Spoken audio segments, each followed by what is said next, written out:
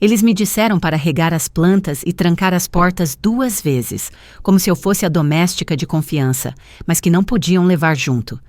Você está muito velha para voos longos, vovó. Só cuida da casa.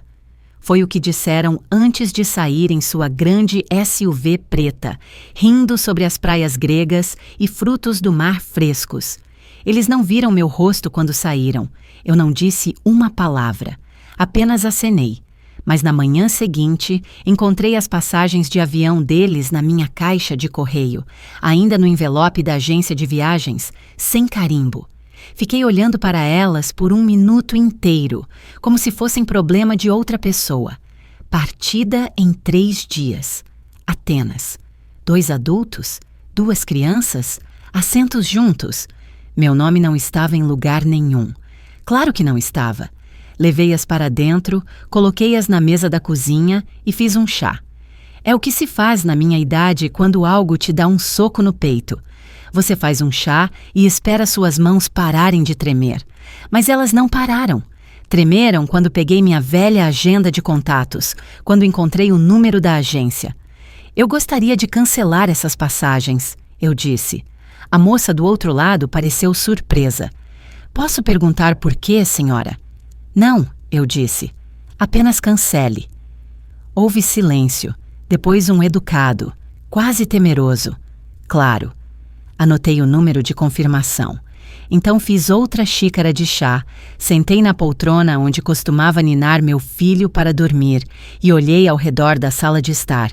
A foto do meu marido, Paulo, ainda estava no aparador, ainda jovem, ainda sorrindo. Ele faleceu há 20 anos. Se ele estivesse aqui, não teria deixado isso acontecer.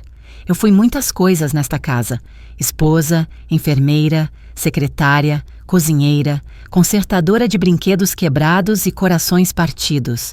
E na última década, apenas vovó. Não Helena, não mãe. Uma presença no fundo, silenciosa e obediente. Eles acharam que eu sentaria quietinha e esperaria por atualizações. Fotos de céus azuis enviadas no grupo da família. Mensagens como: estamos com saudades, queríamos que estivesse aqui. Sabendo muito bem que nunca tiveram a intenção de me trazer. Olhei para as passagens canceladas novamente. Então abri a gaveta onde guardo meu passaporte. Ainda estava válido. Eu tinha um pouco mais de 60 mil reais na minha conta poupança, mais alguns milhares em títulos, sem dívidas. Ninguém dependendo de mim, não mais. Eu reservei um voo, Atenas, um assento, corredor. Em seguida, liguei para minha vizinha, Dona Vera, e perguntei se ela podia regar as plantas. Claro, querida. Vai viajar? Ela perguntou. Só uma pequena viagem, eu disse. Fiz uma mala pequena, sapatos confortáveis, minha melhor echarpe e aquele vestido azul marinho que eu não usava desde o funeral de Paulo. Não por tristeza, mas porque me deixava elegante e eu tinha esquecido como usar qualquer coisa que me fizesse sentir assim. Na noite anterior ao meu voo, sentei na varanda. A rua estava quieta. Um vento suave brincava com a era. Pensei no que diriam quando percebessem. Talvez ligassem, talvez não. Eu não me importava. Pela primeira vez, eu não estava ficando para trás. Amanhã veio gentilmente. Tranquei a porta, deixei um bilhete para Dona Vera e desci os degraus. Lentamente, mas com propósito. Não olhei para trás.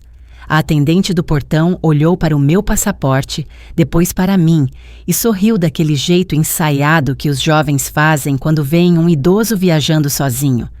Aproveite o voo, senhora. Eu não respondi.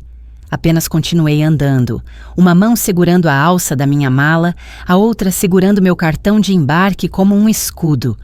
Eu não voava há quase 30 anos. O aeroporto parecia barulhento, metálico. Só vidro, anúncios e pessoas com vidas complicadas. Mas eu me movi por ele como se pertencesse ali, porque fingir que você pertence é metade da batalha. Isso é algo que você aprende quando passa tempo demais, sendo silenciosamente invisível. No avião, peguei meu assento no corredor. Sentei-me quieta, enquanto outros enfiavam suas malas nos compartimentos superiores. O assento ao meu lado permaneceu vazio até o último momento. Então um jovem, 30 e poucos anos, aliança de casamento, olhos quietos, sentou-se nele com um suspiro. Viagem longa? Ele perguntou enquanto taxiávamos. Longa o suficiente, eu disse. Ele sorriu. Depois me deixou em paz, o que eu apreciei. Eu dormi a maior parte do voo. Aquele tipo de sono que não é profundo, mas necessário. O tipo que impede a dor de se transformar em raiva. Quando acordei, estávamos sobre o Mediterrâneo. Olhei pela janela. Um azul sem fim. Foi nesse momento que percebi. Eu realmente tinha feito isso. Eu não estava aqui para passear. Eu não estava aqui para tirar fotos. Eu estava aqui porque eles me disseram para não vir. No aeroporto em Atenas, movi-me mais devagar. O calor era diferente, mesmo lá dentro. Peguei um táxi para uma modesta pensão numa rua lateral. Nada chique, mas limpo. A mulher na recepção falava inglês e me chamou de Madame, como se isso ainda significasse algo. Uma vez no quarto, coloquei minha mala perto da parede e sentei na beira da cama. Eu não chorei. Apenas fiquei olhando para o chão de ladrilhos por um longo tempo. O luto nem sempre parece lágrimas. Às vezes é apenas sentar-se quieto, pensando em todos os aniversários e feriados em que você sorriu mesmo não sendo desejada. Passei aquela noite andando, não muito longe, apenas alguns quarteirões. Encontrei uma pequena padaria. Pedi pão e azeitonas. O garçom foi gentil, não me apressou. Comi devagar, sem olhar para o meu celular uma única vez. Ninguém estava esperando por uma atualização minha, de qualquer maneira. Na manhã seguinte, acordei cedo. A luz aqui era diferente, mais suave. Abri as venezianas e deixei-a entrar. Então fiz algo que não fazia há anos. Passei batom, só um pouco. O tom que eu costumava usar antes que tudo na vida se tornasse bege e apologético. Pedi recomendações na recepção, não pontos turísticos. Algum lugar quieto, eu disse. A jovem anotou algo. Tente anafiótica, ela disse. É antigo, muito tranquilo. Então eu fui. Casas brancas, vielas sinuosas, gatos dormindo nas portas, flores em vasos lascados. Tudo era lento e teimosamente bonito. Andei até meus pés doerem. Então sentei em um banco de pedra e apenas existi, enquanto jovens casais passavam, felizes com o sol e barulhentos. Ninguém olhou para mim. Ninguém me disse que eu era velha demais. Ninguém me disse para apenas cuidar da casa. Pensei na minha neta, Amélia, 16 anos, sempre me mandando filtros e fotos com a língua de fora. Imaginei o que ela diria se me visse aqui. Provavelmente riria. Talvez revirasse os olhos. Peguei na minha bolsa um cartão postal que comprara mais cedo. Não tinha planejado escrever, mas meus dedos se moveram por conta própria. Querida Amélia, adivinhe onde estou? Grécia. O mar é mais azul do que você pode imaginar. Espero que esteja bem. Com amor, vovó. Eu não escrevi para meu filho ou sua esposa. Eles não precisavam saber. A caixa de correio ficava perto de um café. Depositei o cartão e pedi um café. Bebi devagar, do jeito que minha mãe costumava fazer de manhã, quando tudo estava quieto. Naquela noite, de volta ao meu quarto, notei que estava cantarolando uma música antiga. Uma que Paulo costumava cantar enquanto se barbeava. Eu não pensava nela há anos. Eu não era jovem, não era particularmente corajosa, mas eu estava finalmente em algum lugar que queria estar. Isso contava para alguma coisa. Eu não planejava encontrar ninguém. Esse não era o ponto. Mas a vida tem seu próprio senso de tempo e raramente te consulta antes de colocar algo em movimento. Aconteceu no café da manhã, 2 dias depois que cheguei a Atenas. Eu estava na mesinha perto da janela, tomando café e passando manteiga na torrada com mais cuidado do que o necessário. Na mesa ao lado, sentava-se uma mulher da minha idade. Cabelos grisalhos presos em um coque sério, olhos aguçados apesar dos óculos de meia-lua empoleirados na ponta do nariz. "A senhora usa manteiga demais", ela disse, sem maldade. Eu levantei o olhar, ligeiramente divertida. "Melhor do que de menos?" Ela assentiu. Justo. Esse foi o começo. O nome dela era Rosalie, uma diretora de escola aposentada de Lyon, viajando sozinha como eu. Viúva. Ela acrescentou casualmente, como se fosse apenas mais um carimbo em seu passaporte. Ela tinha aquela confiança seca e sólida que algumas mulheres usam como um bom perfume, não avassalador, apenas silenciosamente presente. Começamos a andar juntas, não muito longe, apenas passeios matinais pelas ruas mais calmas. Eu gostava do jeito que ela notava as coisas, não os marcos de cartão postal, mas os detalhes pelos quais todos os outros passavam. Uma veneziana quebrada que tinha sido pintada de lilás, um cachorro dormindo ao lado de uma estátua. Ela não estava tentando capturar nada para as redes sociais. Ela apenas olhava. Realmente olhava. No almoço, sentamos sob um terraço coberto de videiras, bebendo vinho branco gelado. Ela falou sobre seus alunos, os bagunceiros que ela secretamente mais gostava. Eu contei a ela sobre minha horta em casa, como os tomates nunca cooperavam, não importa o quão gentilmente eu falasse com eles. E sua família? Ela perguntou. Eu pausei. Eles estão bem, eu disse. Só acharam que eu estava velha demais para viajar. Seus olhos se estreitaram ligeiramente. Eles disseram isso para você? Eu assenti. Ela não reagiu dramaticamente, apenas bebeu seu vinho. Você está aqui, ela disse.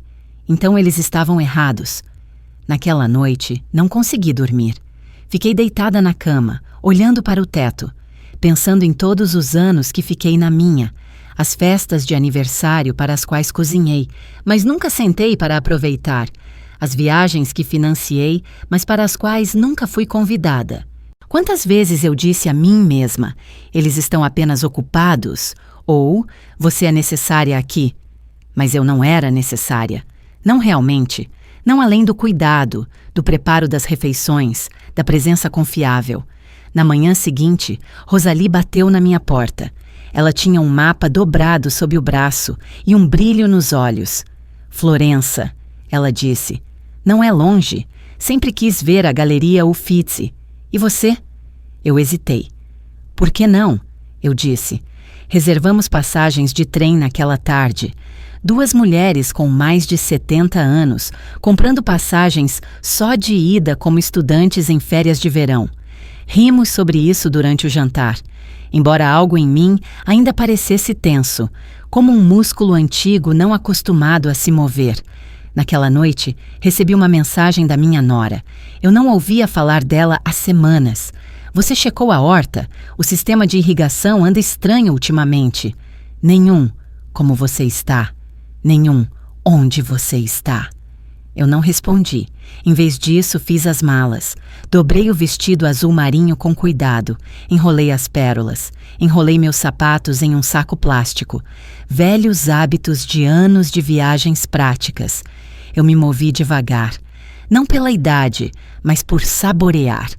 No canto do meu quarto havia um pequeno vaso de margaridas frescas. Um presente de Rosalie.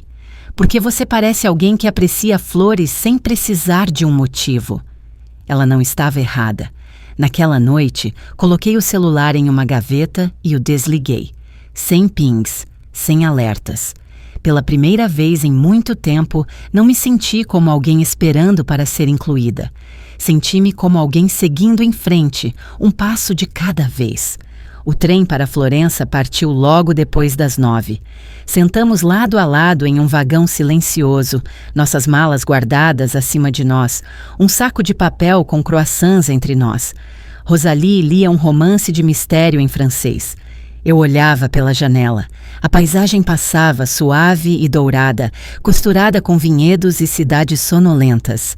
Parecia uma pintura que meu marido comprou uma vez em uma feira de antiguidades. Moldura barata, mas linda por dentro. Ele disse que o lembrava de lugares onde nunca esteve. Eu nunca pensei que veria isso pessoalmente. Não conversamos muito. Esse era o conforto de Rosalie. Ela não precisava preencher o silêncio, não pressionava com perguntas. Quando o trem balançou suavemente em uma curva, ela ergueu os olhos do livro e me ofereceu o último croissant sem dizer uma palavra. Eu peguei e sorri. Isso foi o suficiente. Florença nos recebeu com ar quente e ruas estreitas. Nosso hotel era antigo e cheio de charme, o tipo de lugar onde o elevador rangia e as chaves eram de latão pesado com chaveiros de couro.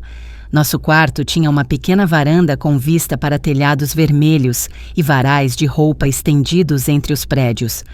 "Quero ver Botticelli", disse Rosalie, jogando a bolsa na cama, "e talvez algo ridículo e caro que nunca vou usar." Fizemos ambos. A Uffizi estava lotada, mas valeu a pena. Parada em frente ao nascimento de Vênus, senti algo se soltar em mim, não exatamente admiração, mas como reconhecimento, aquela sensação de que a beleza nem sempre é barulhenta. Às vezes é quieta, inevitável, e você não percebe que está te movendo até sentir sua garganta apertar. Andamos por horas depois, parando em um café onde o garçom flertou com Rosalie e ela flertou de volta. Ela tinha um jeito de fazer isso, fazer-se sentir jovem sem fingir ser. Eu invejei isso. Naquela noite, comemos em um lugar pequeno do outro lado do rio, longe das multidões, massa com manteiga e sálvia, vinho tinto em copos baixos, risadas que vieram mais fáceis do que o habitual. "Você está diferente agora", Rosalie disse suavemente. "Como assim?" "Você se senta mais ereta, menos dobrada." Eu não sabia como responder, então apenas assenti. Mais tarde, de volta ao quarto, chequei meu celular por hábito. 24 chamadas perdidas, 14 da minha nora, o resto do meu filho. Não ouvi os correios de voz, apenas rolei as mensagens. "Onde você está?" "Você está bem? Aconteceu alguma coisa?" Então um áudio. A voz do meu filho, cansada e ríspida. "Mãe, por favor, ligue para nós. As crianças estão chateadas. Pensamos que você estaria em casa." Fiquei olhando para a tela, tentando sentir algo, raiva, tristeza, culpa. Mas o que senti foi distância, não crueldade, apenas espaço, o suficiente para respirar. No dia seguinte, Rosalie dormiu até mais tarde. Vaguei por uma parte tranquila da cidade, seguindo meu nariz em vez de um mapa. Encontrei uma loja com saias de linho e brincos de prata. Não comprei nenhum, mas experimentei ambos. À tarde, pegamos o ônibus para Fiesole, subindo a colina, longe do barulho. Sentamos sob as árvores e observamos a cidade de cima. "Isto", eu disse, não querendo dizer à vista exatamente. Isto estava faltando. Rosalie assentiu, como se soubesse o que eu queria dizer. Quando voltamos, havia outra mensagem. Meu filho novamente. "Mãe, você cancelou nossas férias de propósito? Chegamos ao aeroporto e... Não importa. Apenas por favor, ligue. Estamos preocupados." Desliguei o celular. Naquela noite, enquanto caminhávamos de volta ao hotel, Rosalie disse: "Então, para onde agora?" Pensei por um momento. "Lisboa", eu disse. "Sempre quis ouvir fado ao vivo." Ela sorriu. "Vamos então." Lisboa nos acolheu como uma velha amiga, calorosa, um pouco desarrumada e cheia de música que você não precisava entender para sentir. As calçadas brilhavam da chuva da noite anterior e até o ar parecia zumbir com um desafio silencioso, como se a cidade soubesse algo que o resto do mundo havia esquecido. Ficamos em uma pensão com venezianas azuis e paredes de azulejo. Nosso quarto tinha uma pequena varanda com vista para uma praça onde crianças chutavam uma bola entre bancos enferrujados. Fiquei ali por um longo tempo naquela primeira noite, vendo o sol escorregar para trás dos telhados, ouvindo as vozes abaixo. Português suave e rápido que parecia vento nas folhas. Rosalie não estava se sentindo bem naquele dia. Nada sério, apenas uma febre baixa e dores nas articulações. "Não é nada", ela me dispensou. "Já estive pior. Saia, veja a cidade." Mas eu não saí. Em vez disso, levei chá para ela, sentei ao lado de sua cama lendo em voz alta um livro que havíamos comprado em Florença. Uma tarde lenta e tranquila. Ela cochilou no meio de um parágrafo, o rosto mais pacífico do que eu vira em dias. Isso me lembrou do meu marido no hospital. A respiração calma, os pequenos gestos de cuidado sobre os quais ninguém escreve poemas, mas que importam mais do que tudo. Percebi algo então. Passei minha vida inteira cuidando dos outros, filhos, netos, Paulo, até o cachorro. Mas isso, sentar ao lado da cama de Rosalie, servir chá, checar sua temperatura, isso não parecia obrigação, parecia escolha. Naquela noite, cozinhei para nós. Nada chique. Ovos, pão, tomates que comprei de um vendedor de esquina que sorriu como se fôssemos velhos conhecidos. Comemos na varanda, enroladas em xales. Rosalie estava melhor, sua cor de volta, sua voz mais forte. Obrigada, ela disse depois que terminamos de comer. Pelos ovos? Por não ir embora? Eu não sabia o que dizer, então apenas assenti e tomei outro gole de chá. Na manhã seguinte, acordei com o som do fado, aquela música assombrosa e melancólica que parece vir de algum lugar mais antigo que a própria tristeza. Um homem tocava na praça abaixo. Sua voz falhava em alguns pontos, mas não importava. A música me alcançou de qualquer maneira. Fiquei na varanda, descalça, braços cruzados contra o frio da manhã e deixei a música se instalar em meus ossos. Quando Rosalie estava pronta para sair, a cidade havia acordado totalmente. Andamos devagar, ela ainda se recuperando, eu perdida em pensamentos. Passamos por uma igreja, suas portas abertas, incenso subindo para a rua. Eu não entrei. Apenas observei uma mulher acender uma vela, ajoelhar-se e juntar as palmas das mãos como se estivesse segurando algo frágil entre elas. De volta à pensão, liguei meu celular. 5 novas mensagens. Minha nora, de novo. Isso não tem graça, Helena. E então, não sabemos o que dizer às crianças. E do meu filho, você já provou o que queria? Eu tinha? Eu nem tinha certeza do que eles achavam que eu estava provando. Eu não tinha dito uma palavra desde que me deixaram para trás. Rosalie me observou ler as mensagens. Ela não perguntou, apenas serviu chá e me entregou a xícara.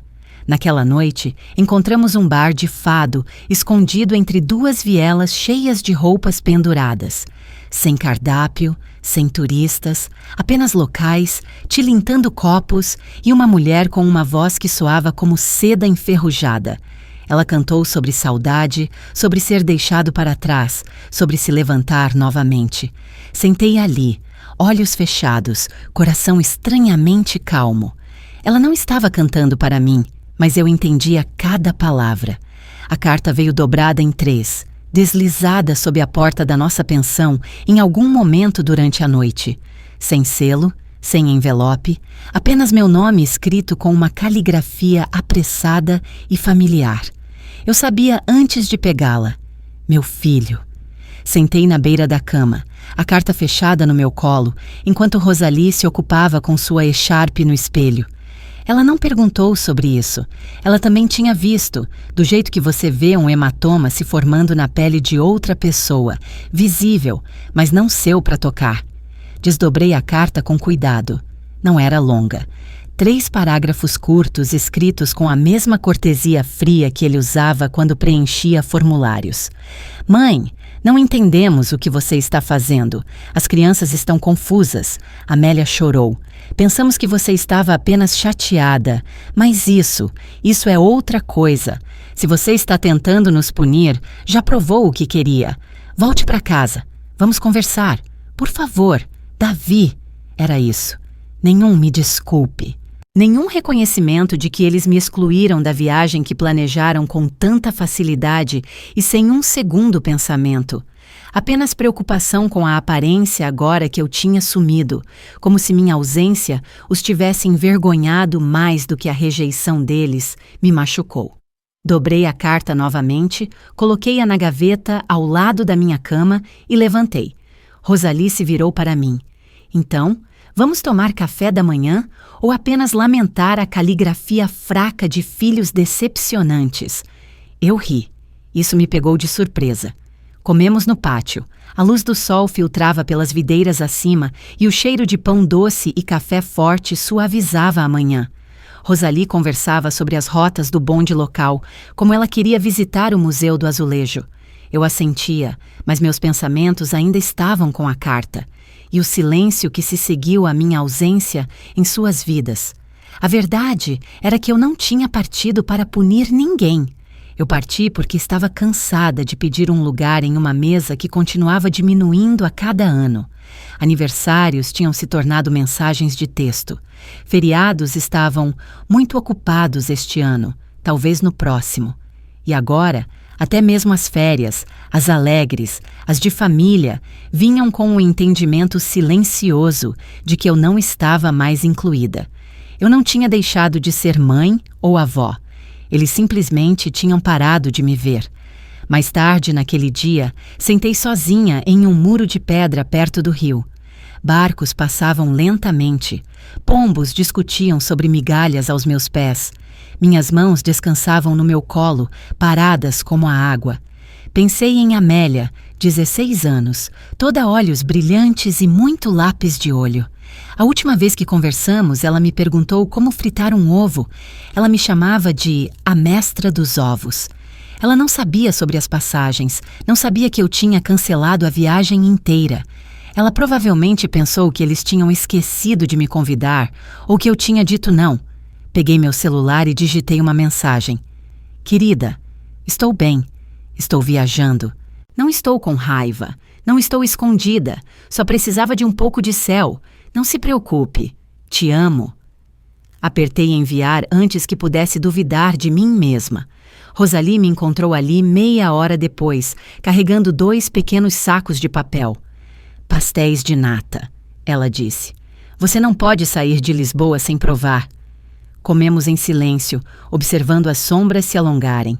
Naquela noite, o gerente da pensão nos abordou com um olhar confuso.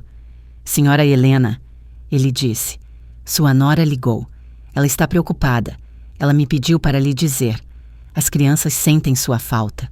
Eu assenti. Obrigada. Ele hesitou. A senhora quer ligar de volta? Não. Ele pareceu inseguro. Depois se afastou. Eu dormi profundamente naquela noite. O tipo de sono que você tem quando para de esperar ser necessária e começa a escolher ser inteira. De manhã, Rosalie me mostrou 2 horários de trem, um para Madrid, outro para Sevilha. Sua escolha, ela disse. Olhei pela janela. O céu estava sem nuvens. A rua abaixo cheirava a castanhas assadas e freios de ônibus, a vida em sua forma não polida. Sevilha, eu disse. Vamos ver para o que mais eles disseram que eu era velha demais. Sevilha parecia fogo nos ossos, não apenas pelo calor, embora ele nos pressionasse como uma mão quente, mas pela vida que pulsava em cada beco, cada janela, cada voz tarde da noite ecoando pelas ruas de pedra. Não era uma cidade que pedia permissão para ser vista. Ela simplesmente era. Ousada, orgulhosa, sem desculpas. Chegamos no final da tarde. Nosso hotel ficava entre uma padaria e uma pequena sapataria que cheirava a couro e poeira. O quarto era modesto, mas a varanda dava para um pátio com laranjeiras, seu cheiro se misturando com o zumbido distante de uma guitarra flamenca. Rosalie deu uma olhada ao redor e declarou: "Este lugar exige brincos." Ela desapareceu no banheiro e emergiu minutos depois com argolas de prata que dançavam quando ela movia a cabeça. Eu não tinha nada para combinar, mas prendi meu cabelo para trás e passei batom. O mesmo tubo que encontrei no fundo da minha bolsa, em Atenas. Estava quase no fim agora e pela primeira vez em anos considerei comprar outro. Naquela noite, saímos sem plano. As ruas estavam vivas, não do jeito barulhento de turista, mas do jeito que as cidades antigas respiram depois do pôr do sol. Seguimos o som de palmas e paramos em um restaurante no pátio, onde um pequeno grupo se apresentava, não por gorjetas, não por câmeras, mas um para o outro. Uma mulher dançava, seu rosto nem sorrindo nem posado, apenas cheio de algo que eu não via há muito tempo. Presença, como se ela existisse inteiramente naquele momento para si mesma, sem desculpas. Eu não conseguia parar de observá-la. Rosalie se inclinou e sussurrou. Ela é mais velha que nós. Olhei mais de perto. Ela era pelo menos 70 e poucos anos. Seus pés batiam no chão com a força de uma promessa. A multidão aplaudiu. Eu não. Apenas observei, o coração de repente cheio demais. No dia seguinte, visitamos o Alcázar. Suas paredes contavam histórias em azulejos e arcos. Pensei em todas as histórias que eu tinha trancadas dentro de mim, anos de resistência silenciosa, de engolir decepções para dar lugar ao dever. Andei por aqueles jardins como se pertencesse ali. Ninguém me parou. Ninguém me chamou de querida ou ofereceu o braço como se eu fosse frágil. E pela primeira vez, não me senti frágil. Naquela tarde, sentamos em um café sob um toldo listrado. Rosalie bebia limonada e lia as notícias em seu tablet. Eu observava as pessoas passarem. Foi quando vi a família. 4 deles. 2 pais. 2 adolescentes. O pai parecia cansado. A mãe andava um pouco à frente, celular na mão. A garota usava fones de ouvido. O garoto carregava uma pequena sacola plástica. Deveria ter sido comum. Mas o corte de cabelo da mulher, curto, loiro, muito familiar. Minha respiração falhou. Não era ela. Claro que não era. Mas por um segundo, vi a silhueta da minha nora naquela estranha, e meu peito apertou. Não de dor, mas de algo que não consegui nomear. Passou. De volta ao hotel, encontrei uma mensagem de Amélia. Vó, onde você tá agora? Sua foto de Lisboa ficou incrível. Mostrei para minha professora de arte. Ela disse que você tem um olho muito bom. Posso te ligar em breve? Eu sorri. Depois franzi a testa. Eu não tinha enviado uma foto para ela. Rosalie. Claro.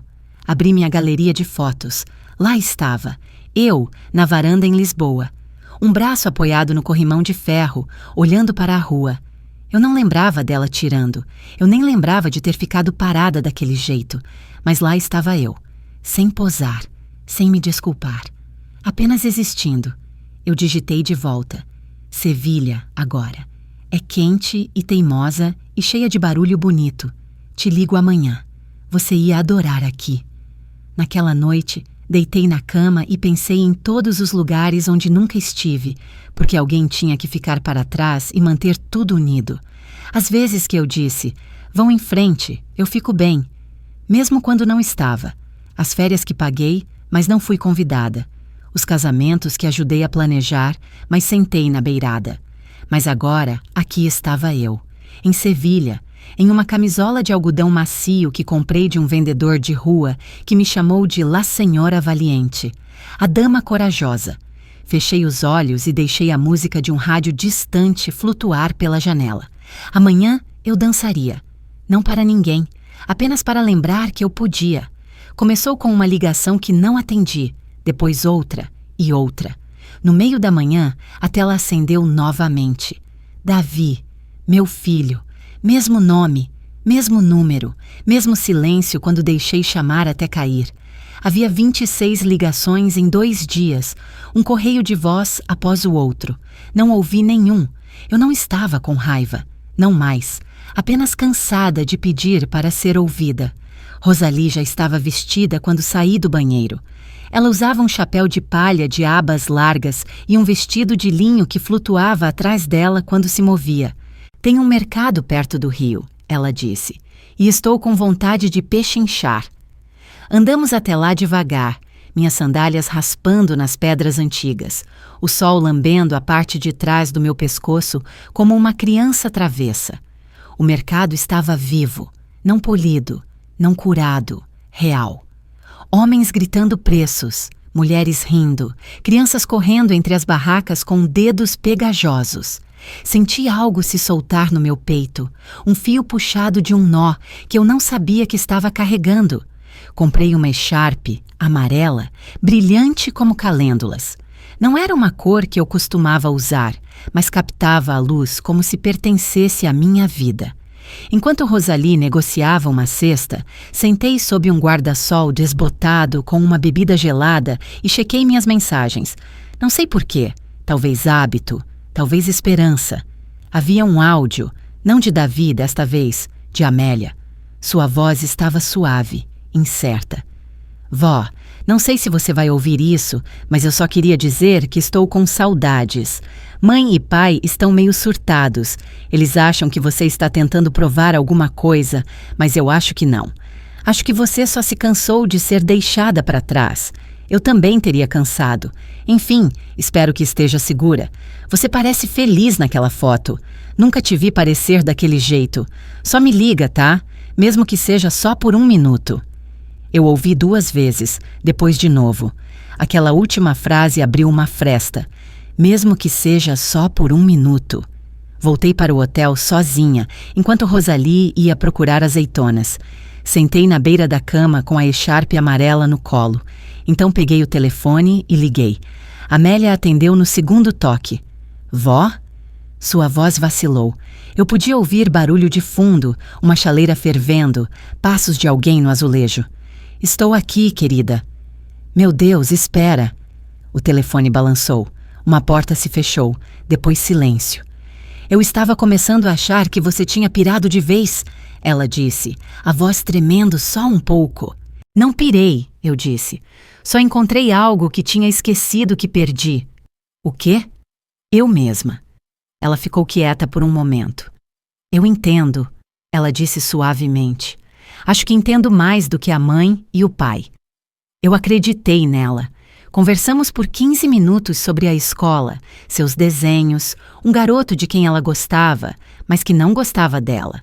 Coisas normais, coisas preciosas. Então ela perguntou com cuidado. Você volta logo? Ainda não sei, eu disse honestamente. Posso te ver quando você voltar? Claro, meu bem. Desligamos. Senti-me mais leve, não porque tudo estava consertado, mas porque algo verdadeiro havia passado entre nós. E a verdade real, sempre limpa o ar. Rosalie voltou com um olhar triunfante e um saco de papel cheio de azeitonas. Vitória, ela declarou. Comemos na varanda. O pôr do sol queimava o céu de vermelho. Acho que eles estão começando a entender, eu disse depois de um tempo. Quem? Minha família. Ela mastigou devagar, depois assentiu. Já era hora. Não dormi muito naquela noite. Não por inquietação, por algo mais profundo, uma mudança, um novo peso, não pesado, mas sólido. Como finalmente encontrar o chão sob seus pés depois de flutuar por muito tempo. De manhã, coloquei a echarpe amarela, sem motivo, apenas porque eu podia. Lisboa tinha sido suave e dolorida, Florença graciosa e lenta. Mas Sevilha me deu calor e trovão, soltou uma parte de mim que eu não percebi que ainda estava presa, em desculpas. E agora, com minha echarpe amarrada elegantemente no pescoço e minha passagem na mão, embarcamos no trem para Granada. Rosalie estava cantarolando. Ela nunca cantarolava de manhã. Qual é a ocasião? Perguntei. Ela ergueu uma sobrancelha. Vamos ver a Alhambra. Eu cantarolo por arquitetura. Eu sorri, juntei as mãos no colo e observei a paisagem passar borrada. Granada era mais silenciosa do que eu esperava. Não silenciosa, apenas respeitosa. Como se a cidade soubesse o que guardava e não precisasse gritar sobre isso. As ruas eram estreitas, como sussurros passados entre prédios. O ar carregava o cheiro de laranjas e pedra. Fizemos check-in em uma pequena pousada administrada por um homem que parecia o tio cansado de alguém. Nosso quarto tinha vista para telhados e varais. O tipo de vista que diz a verdade. Não curada, não polida, real. Naquela noite, sentei sozinha no terraço enquanto Rosalie cochilava. Rolei minhas mensagens, não para ver o que diziam, mas para me lembrar que eu podia olhar e não reagir. É um tipo estranho de liberdade, a capacidade de escolher o silêncio, mas uma mensagem me pegou. Era de Davi, apenas uma linha. Mãe, nós te perdemos? Não havia raiva nela, nem culpa. Apenas uma nota, um reconhecimento talvez. Eu não respondi. Em vez disso, abri meu caderno. Eu o comprei em Lisboa e não tinha escrito uma única palavra nele. Agora comecei. Coisas que nunca disse em voz alta. Eu nem sempre estava cansada. Eu só me cansei de não ser vista. Toda vez que você me chamava de antiquada, eu engolia uma frase que deveria ter dito. Eu ainda lembro como você parecia aos 5 anos quando me deu uma pedra que encontrou no quintal e a chamou de preciosa. Foi a última vez que você me deu algo só porque sim. Sinto falta de ser chamada pelo meu nome. Eu não chorei. Apenas continuei escrevendo. De manhã, subimos para a Alhambra. Não foi fácil. A colina era íngreme e meus joelhos doíam. Mas continuei. Não para provar nada, apenas para ver por mim mesma. E lá estava, arcos e fontes e entalhes que me fizeram imaginar quantas mãos haviam trabalhado esta pedra. Quantas pessoas haviam parado no mesmo lugar pensando: então é assim que a beleza se parece quando ninguém a apressa. Rosalie tirou uma foto minha sentada em um banco, emoldurada por luz e sombra. Você parece alguém que se lembrou de algo importante, ela disse. Eu lembrei, eu disse. Lembrei que nunca fui apenas alguém que ficava para trás. Naquela noite, de volta à pousada, encontrei um áudio de Amélia.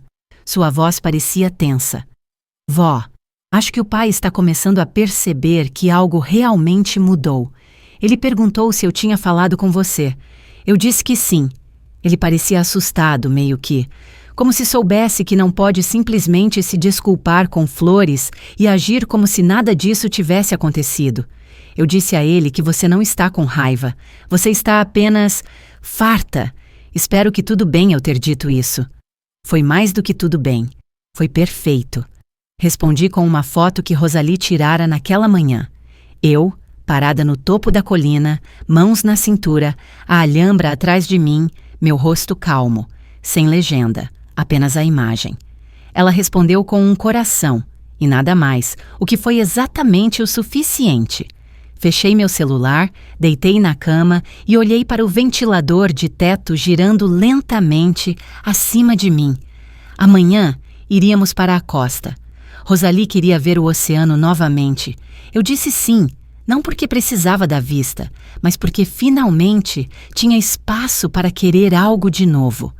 Pegamos o ônibus cedo para Cádiz. Rosalie alegou que o ar do mar fazia maravilhas por seus pulmões e sua postura. Acho que ela só gostava de como o vento embaraçava seu cabelo e a fazia sentir como se fosse difícil de conter. A viagem foi longa, os assentos duros, mas não me importei.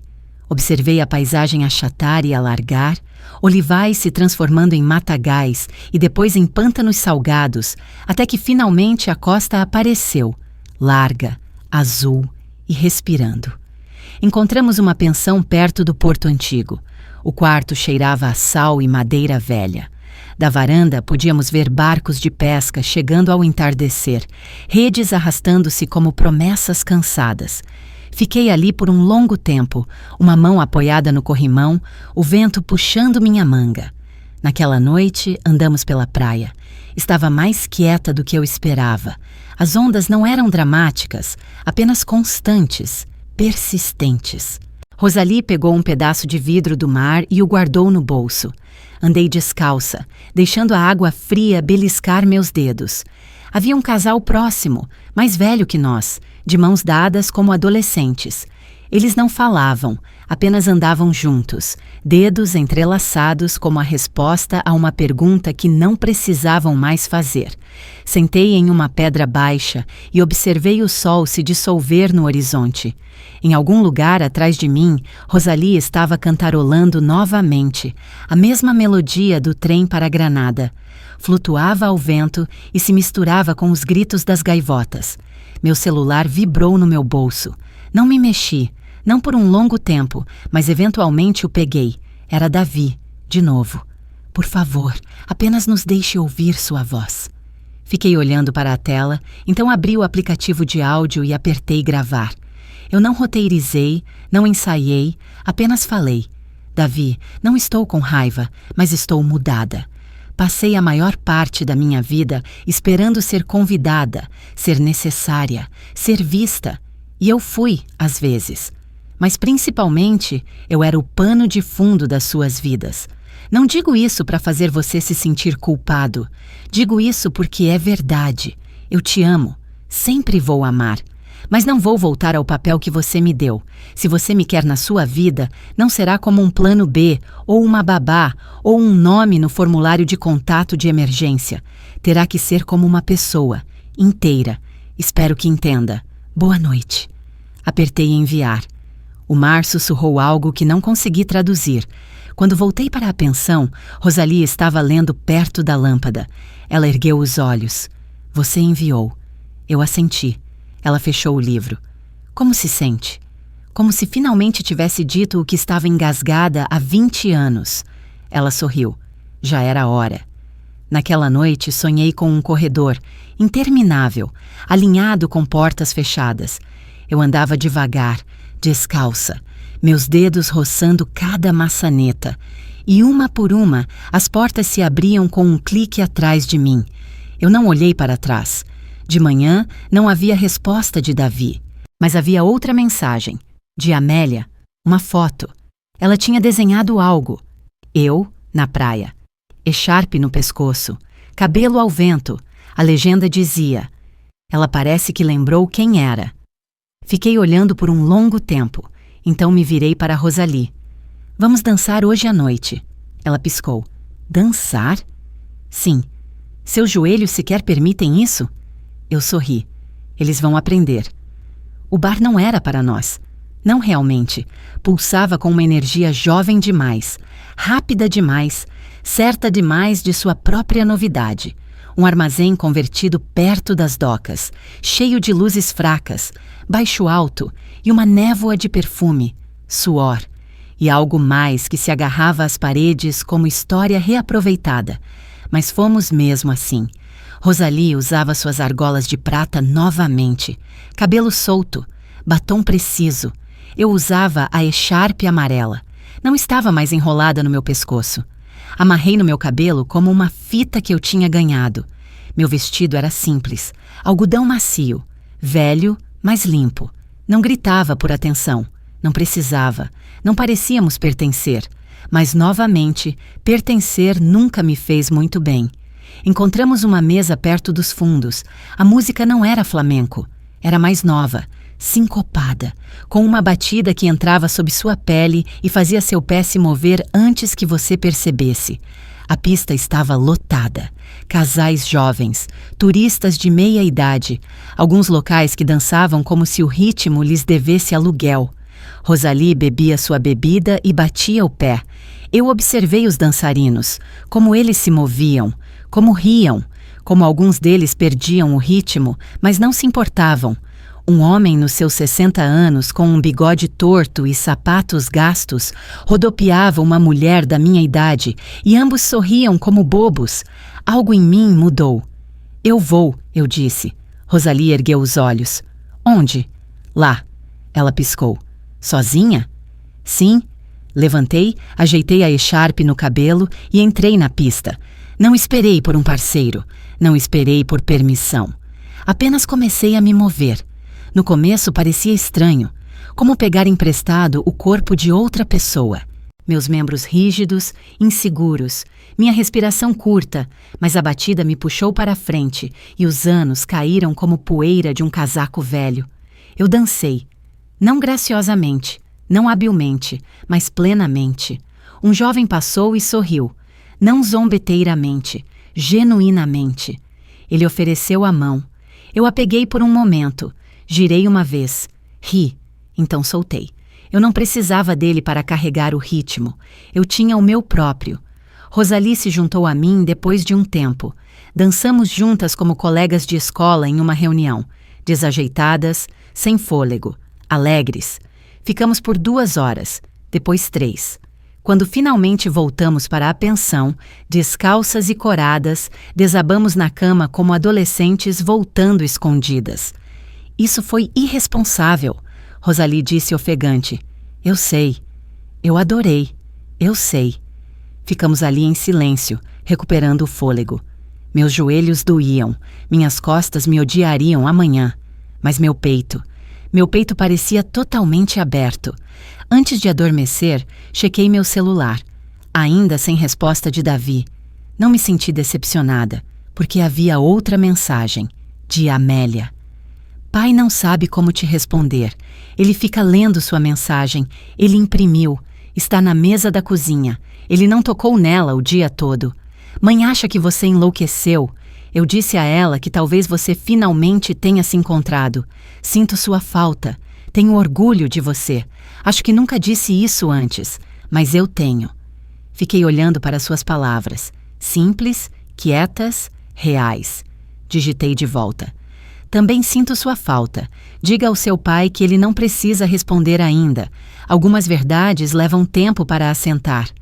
Ela respondeu com um único emoji. Uma pequena âncora. Isso me fez rir. Deixei o celular de lado e olhei para o teto. O ventilador girava preguiçosamente, fatiando o ar em voltas lentas e cuidadosas. Pensei na pista de dança, no momento em que me soltei, de como eu não tinha feito nada extraordinário. Não escalei uma montanha, ou aprendi uma nova língua, ou me apaixonei, mas eu tinha recuperado algo, minha alegria. E aos 72 anos, isso parecia tão radical quanto qualquer coisa. Adormeci com os pés doloridos, músculos cansados e um coração que finalmente parecia pertencer a mim novamente. Deixamos Cádiz ao amanhecer. Rosalie dormiu a maior parte da viagem, a cabeça contra a janela, braços cruzados como uma mulher que conheceu trens demais para se importar com conforto. Eu não dormi. Observei a luz se mover pelos campos, observei as cidades passarem, nomes que eu não lembraria, lugares aos quais nunca voltaria. Eu não estava inquieta, estava me preparando. Barcelona era nossa última parada. Nenhuma de nós disse em voz alta, mas sabíamos. Tínhamos visto cidades suficientes para saber quando uma jornada está terminando. Quando o impulso que antes te empurrava para a frente se torna algo mais silencioso, algo assentado. Chegamos logo depois do meio-dia e pegamos um táxi para uma rua tranquila perto de Elborn. O hotel era pequeno, o quarto simples, mas a cama era macia e as janelas abriam totalmente. Desempacotamos em silêncio. Mais tarde, andamos. Não muito longe, apenas o suficiente para sentir a cidade sob nossos pés. Lembrei da minha neta dizendo uma vez: Barcelona parece que foi construída por alguém que queria pintar com prédios. Ela não estava errada. O trabalho de Gaudí espiava das esquinas como travessuras em pedra. As cores eram ousadas, as formas impossíveis. Gostei mais do que esperava. Jantamos em um pequeno café entre duas livrarias. Pedi peixe, Rosalie, sopa. Nenhuma de nós terminou o vinho. A conversa foi leve, esparramada, como uma brisa suave. Tempo, horários de trem, sapatos.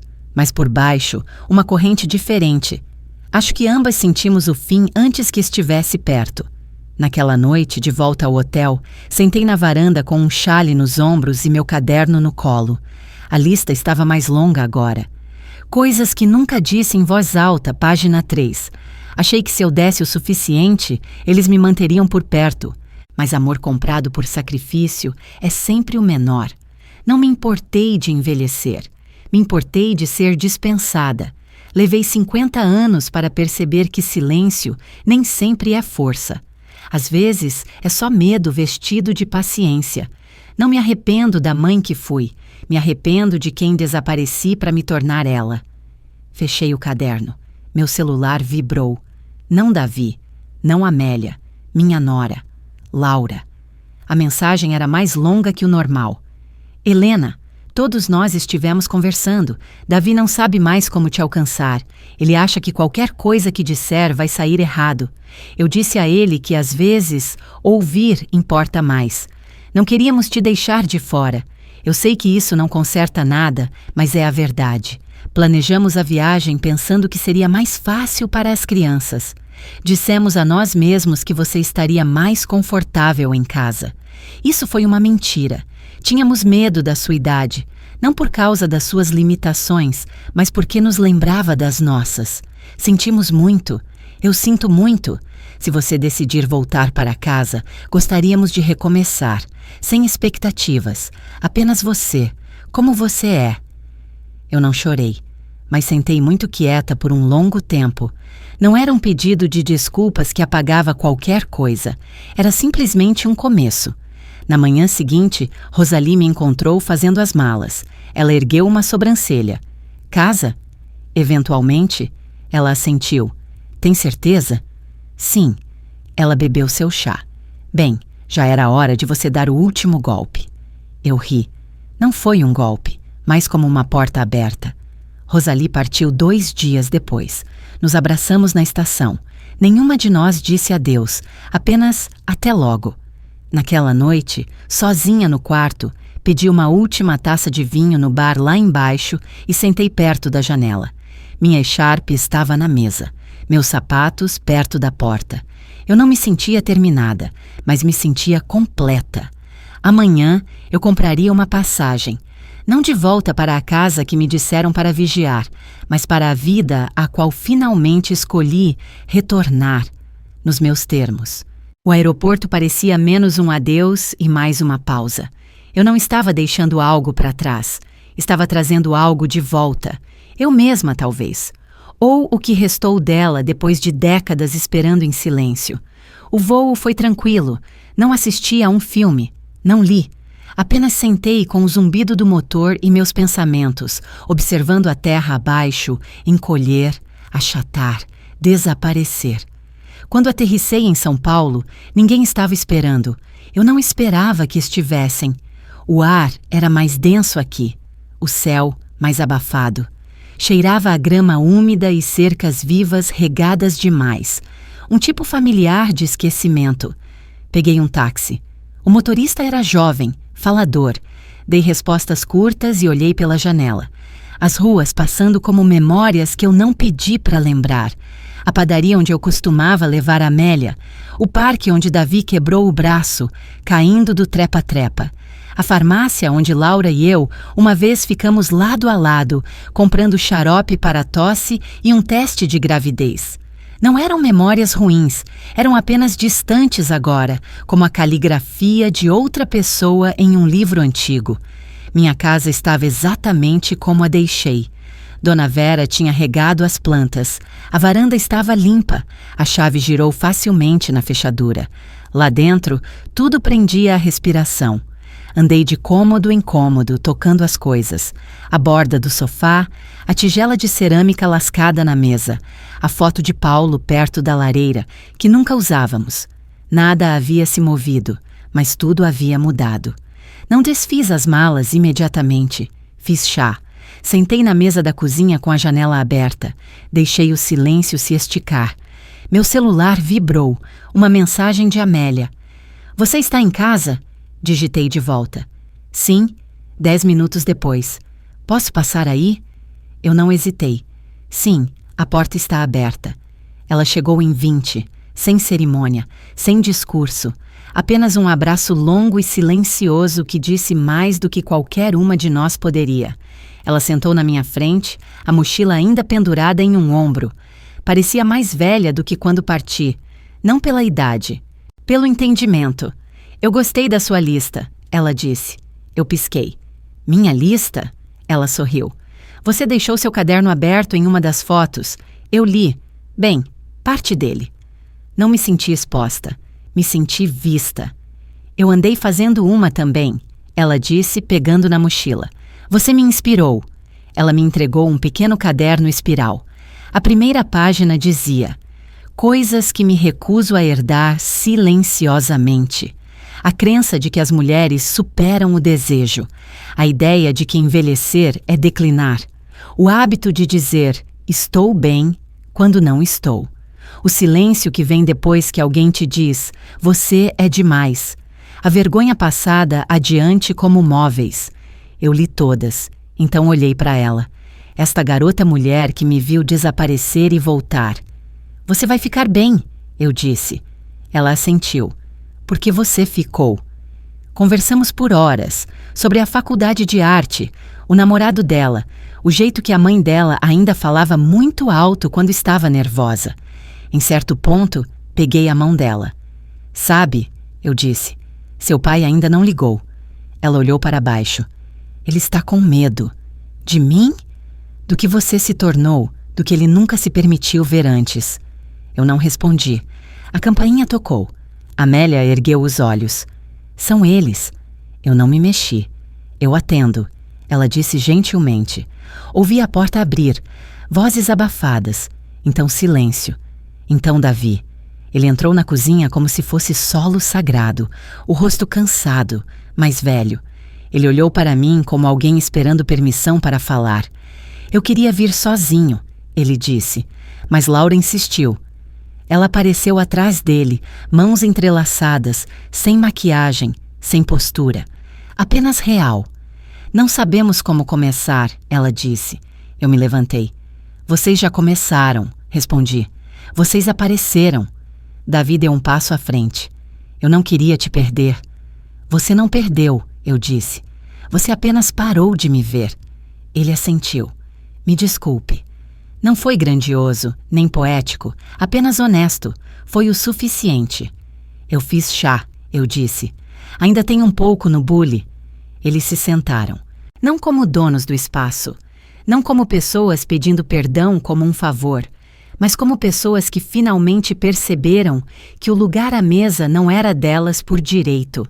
Tinha que ser conquistado. Eles não ficaram muito tempo, 1 hora, talvez menos. Tempo suficiente para goles constrangidos de chá, muitas pausas e o trabalho silencioso de construir uma nova forma entre nós. Eu não apressei. Não suavizei as partes ásperas. Deixei que sentissem o silêncio em que vivi por anos. Deixei que sentassem nele um pouco. Laura falou mais do que Davi. Ela sempre falava. Mas desta vez havia menos certeza em sua voz, mais escuta entre suas frases. Ela perguntou sobre minha viagem, sobre os lugares, a comida, as pessoas. Dei a ela pedaços, não o todo. Ela não merecia o todo. Ainda não. Quando eles saíram, Davi demorou na porta. Posso? Ele começou, depois parou. Você quer vir jantar um dia desses? Nada grande? Só nós. Você e eu. Eu não disse sim, mas não disse não. Ele pareceu aliviado com isso. Depois que eles se foram, a casa ficou quieta novamente, mas não o mesmo silêncio. Não o tipo frágil que racha quando você respira muito alto. Era um silêncio mais suave. Uma pausa antes que uma nova linha comece. Naquela noite, sentei na varanda com um cobertor no colo, o caderno aberto novamente. Eu não tinha adicionado nada em Barcelona. Acho que parte de mim sabia que precisaria de espaço para isso, para o retorno. Coisas que sei agora. Escrevi no topo de uma nova página. As pessoas não notam seu silêncio até que isso lhes custe algo. Partir não é o mesmo que fugir. Você ainda pode recomeçar aos 72. Algumas portas não precisam ser batidas, apenas fechadas, suavemente, mas com firmeza. Sua voz não se foi. Está esperando você parar de pedir permissão. Pausei, bati a caneta no papel, depois acrescentei. O perdão não é para eles, é para sua própria respiração. Fechei o caderno, coloquei-o na mesinha lateral e respirei o cheiro de jasmim da noite. Amélia passou lá na tarde seguinte, sem aviso, sem motivo. Apenas entrou, tirou os sapatos e se jogou no sofá como costumava fazer quando era pequena. Tomei uma decisão, ela disse. Ah, é? Vou me candidatar ao programa em Berlim. Eu olhei para ela. Seus olhos estavam nervosos, mas firmes. Sei que é longe, ela disse. E a mãe já está surtando, mas preciso fazer isso. Preciso ir. Eu não vacilei.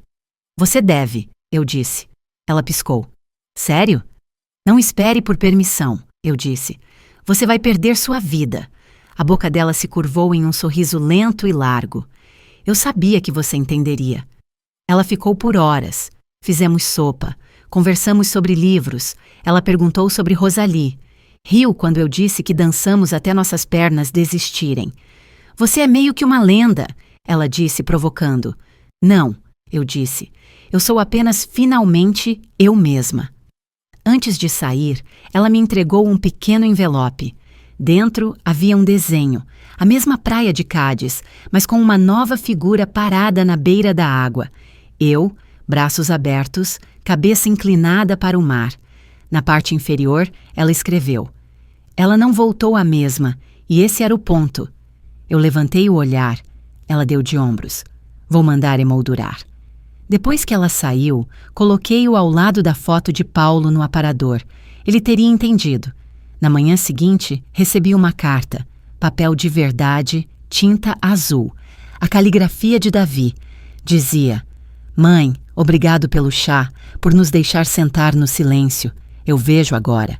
Não espero ser perdoado, mas gostaria de tentar. Não para apagar nada, mas para construir algo melhor, se você estiver disposta." Sem declarações, sem promessas, apenas um homem aprendendo a falar diferente com a mulher que o criou. Dobrei a carta. Não respondi. Ainda não. Alguns silêncios não são para serem preenchidos, são para serem honrados. Eu não fui jantar imediatamente. Deixei o convite assentar. Dias se passaram. Depois, uma semana. Reguei minhas próprias plantas. Cozinhei para mim mesma. Andei de manhã. Não porque estava punindo alguém. Não porque queria que se preocupassem, mas porque precisava sentir a forma da minha vida sem eles nela. E era uma boa forma. Não barulhenta, não dramática, apenas constante, digna, minha. Rosalie me escreveu um cartão postal de Marsella. "Eles ainda acham que sou uma viúva com uma herança secreta." Ela rabiscou. "Deixe que pensem." No verso, um esboço de duas mulheres dançando em um bar. Uma com uma echarpe amarela, braços levantados. Eu ri quando vi. Emoldurei. Coloquei perto da janela da cozinha. Então, uma manhã, liguei para Davi. "Domingo", eu disse. 5 horas. Eu levo a sobremesa." Ele pareceu surpreso, grato, cuidadoso, como deveria. Quando cheguei à casa deles, Laura abriu a porta. Ela não sorriu muito rápido, não estendeu a mão para um abraço, apenas se afastou e disse: "Entre." Andei pelos cômodos como uma convidada, não como alguém que já esteve ali toda semana. As paredes tinham arte nova. Os móveis haviam sido reorganizados. Até o ar parecia diferente. Não fiquei magoada. Eles continuaram vivendo, eu também. Amélia já estava à mesa. Ela se levantou e beijou minha bochecha. "Eu fiz salada." Ela sussurrou, como se fosse um segredo compartilhado. "Não conta pra mãe se estiver ruim." Sentei-me. O jantar foi bom, civilizado, um pouco formal. Davi fez perguntas. Laura ofereceu mais. Amélia fez piadas. Eu respondi simplesmente. Ouvi mais do que falei. Observei o jeito que Davi olhava para mim, como alguém checando por rachaduras em uma parede. Perto do fim, ele limpou a garganta. Eu li seu caderno." Eu olhei para ele. "Que caderno?" "Aquele no balcão da foto. Amélia me deixou ler um pouco." Ergui uma sobrancelha. "Ela te mostrou?" "Ela disse que era importante eu ver o que você não estava dizendo." Isso parecia com ela. Ele hesitou, depois acrescentou: "Doeu?" "Bom", eu disse. Ele ergueu os olhos, assustado. "Bom", repeti, "porque significa que você finalmente me ouviu." Ele assentiu lentamente. "Eu ouvi." Laura limpou a garganta. "Nós conversamos sobre as coisas muito e queremos fazer melhor." "Não estou aqui por promessas", eu disse. "Estou aqui para ver se vocês estão aprendendo." Ambos assentiram. Peguei a sobremesa. Torta de limão, não muito doce, apenas azeda o suficiente para acordar a boca. Comemos em silêncio por um tempo, então Amélia disse: "Quero ler uma coisa." Ela tirou uma página dobrada do bolso. Sua própria lista agora. Sua voz tremeu um pouco. "Coisas que quero lembrar. Minha avó me ensinou que desaparecer silenciosamente é um tipo lento de morte, que permanecer suave não é o mesmo que permanecer em silêncio, que as mulheres não devem sua energia ao conforto dos outros, que amar alguém não significa se tornar pequena para eles, que tudo bem superar seu lugar à mesa e exigir um novo." Eu pisquei com força. Ninguém falou por um longo tempo. Eventualmente, Laura se levantou. Começou a tirar os pratos. Davi ajudou. Amélia serviu mais chá, e eu recostei, mãos no colo, observando o silêncio se desenrolar, Não o tipo desconfortável, mas o tipo conquistado, o tipo que você compartilha quando as pessoas estão finalmente aprendendo a se segurar honestamente. Quando saí, Davi me acompanhou até a porta. Ele hesitou antes de falar. Sei que vai levar tempo, ele disse. Eu tenho tempo, respondi. Então peguei na minha bolsa, tirei um envelope fino e entreguei a ele. O que é isso? Uma cópia das passagens, aquelas que cancelei. Ele olhou para aquilo. Eu as guardei, eu disse. Não por despeito, por verdade, para não esquecermos como foi fácil me apagar. Ele não abriu o envelope, apenas assentiu e o guardou no bolso. Não nos abraçamos, mas ficamos próximos, como pessoas que um dia poderiam se entender sem precisar explicar cada hematoma. Em casa, me despi devagar, tirei meus brincos, dobrei minha echarpe. Parei no espelho, estudando meu rosto. Mais velho? Sim, mas não cansado. Mais sábio, mas não frio. Havia linhas ali que não estavam antes da viagem, mas não eram rachaduras. Eram caminhos, rotas que eu tinha tomado de volta para mim mesma. Antes de dormir, escrevi uma última página. Coisas pelas quais não me desculpo mais. Querer espaço, querer mais, dizer não, partir silenciosamente, voltar mais alto. E no final, em letras pequenas, eu nunca fui velha demais. Apenas nunca me perguntaram se eu ainda sonhava. Agora eu não espero que perguntem. Eu vou,